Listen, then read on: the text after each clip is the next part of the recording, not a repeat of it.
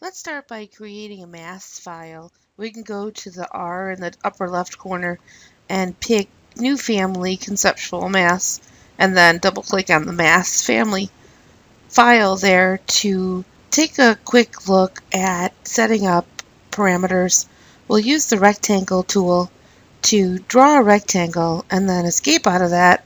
Select the rectangle and pick Create Form, Solid Form, so that we can add dimensions and place parameters on those dimensions. You can select edges, faces, corners, but keep in mind that if you put a dimension on just an edge, then only that edge will modify when you change the parameter. It is a way of modifying the mass, and if you watch the other videos that are in this module, you'll see all types of different ways to modify that mass. So in order for us to make sure that the entire length from face to face is selected, we're going to highlight this left face, select the dimension, click the small little dimension icon that's just below the number, and then select the dimension line itself. Go to Label, drop that label list down where it says None, and you'll get this Parameters Properties dialog box. Type in Length and pick Instance, and then pick OK. Picking instance is for this specific mass. Type would be if you have several of them. Now let's take a look at placing the width and the height. So you may have to use the tab key in order to select this face. So we'll want to select that face. You'll see the dimension. In the same way, we're going to click on the small little dimension icon to make it a permanent dimension instead of the temporary dimension. Select the dimension line itself, pick Add a Parameter, type in Width, and pick Instant, and pick OK. So now we're creating these parameters that are going to help us to modify the dimensions, the model itself.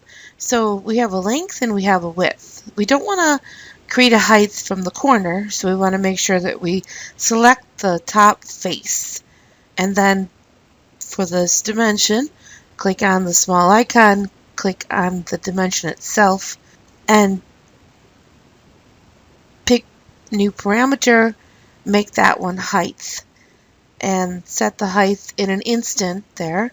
So now if we select at the top left, there's an icon called Family Types. If you click on that Family Types, you'll be able to test your parameters by, in this dialog box, changing the dimensions for the width and the length and the height, and picking Apply to see that the model geometry changes because the dimension is linked to that mass. This is very helpful when you're creating forms and designing them for your project designs. You can even add formulas, so there's a column for the value, and there's a column here for formula. So making sure that you type in exactly what the dimension is called, you can, for instance, make the width half the length by typing length divided by 2. And if you apply that, you'll see that it automatically changes the numbers. If I make the length 80 feet, the width is going to be 40 feet. There are advanced formulas that we'll be taking a look at when we look at working with specific family parameters.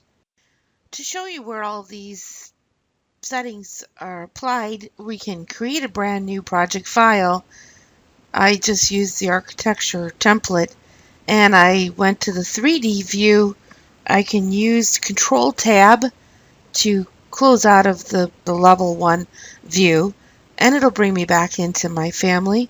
Let's save the family file and then load it into your Revit project. the first thing that your prompt is that the mask needs to be turned on in order to see it, so we'll close out of that, and then click a point anywhere. And what you'll see is that when you select the mask and you look in the properties, you'll see the width, the length, and the height. These are the parameters that you established, and because they were instants, they were created for this specific model. The reason I'm showing you these parameters is to give you a better understanding of what you'll see when you go into the family files that you'll be editing.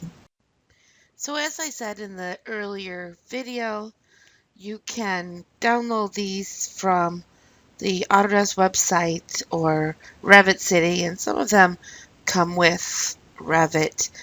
So a typical sofa would have a width parameter, and if you notice, and you'll see this in the other videos that are posted, the mass families use create form, but some of the family templates will use these tools that are specific: extrusions, blends, sweeps. Same idea. So take a look at which parameters are created for the family that you will modify. And then we'll come back to create advanced formulas, parameters, and settings for these families.